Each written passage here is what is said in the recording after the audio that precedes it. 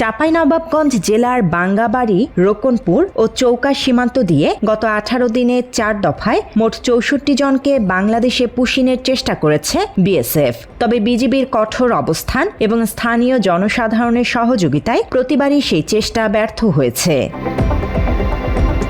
সীমান্তে বসবাসকারী স্থানীয় সূত্রে জানা গেছে, বিএসএফ বিভিন্ন সময়ে লোকজনকে জোরপূর্বক বাংলাদেশে ঠেলে পাঠানোর চেষ্টা করলে বিজিবি বাধা দেয়। পরে উভয় পক্ষের পতাকা বৈঠকের পর পুশিনের জন্য নিয়ে আসা ব্যক্তিদের ফিরিয়ে নিতে বাধ্য হয় বিএসএফ।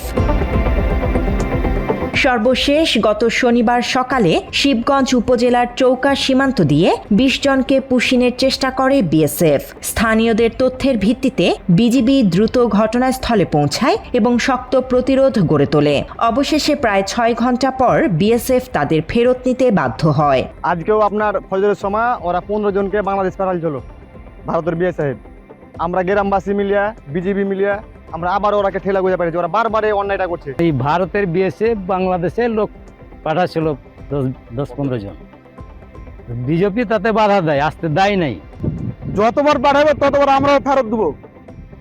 আমাকে বিজিবি সাথে আমরা বিজিবি নিয়ে আমরা বড় এলাকায় থাকি, বিজিবি তো বাধা দিচ্ছেই। ভারতের যে ল্যাম্পপোস্ট আছে সেগুলো বন্ধ করে ভারত থেকে অনেকগুলো ব্যক্তিকে বাংলাদেশে পুশিং করা হয়।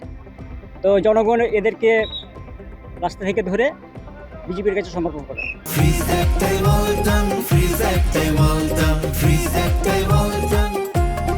এ ঘটনার পর সীমান্ত জুড়ে ব্যাপক নজরদারি ও টহল জোরদার করে বিজিবি। পাশাপাশি আনসার বাহিনী, গ্রাম পুলিশ ও স্থানীয় বাসিন্দারা সমন্বিতভাবে সীমান্তের নিরাপত্তা বলয় গড়ে তোলে।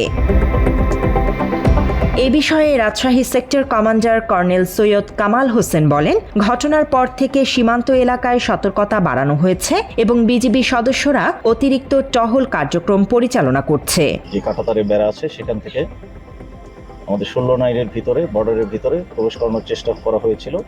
তো আমাদের বিজিবির প্রতিরোধে তাদেরকে আমরা 16 মাইলের ওপারে ভারতের অভ্যন্তরেই রাখার জন্য সমর্থ হয়েছি। সীমান্তে যে কোনো ধরনের অবৈধ অনুপ্রবেশ প্রতিরোধে বিজিবি সর্বোচ্চ সতর্ক অবস্থানে রয়েছে।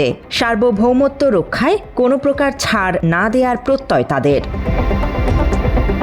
তথ্যচিত্রে জসিম উদ্দিন, বাংলা এডিশন।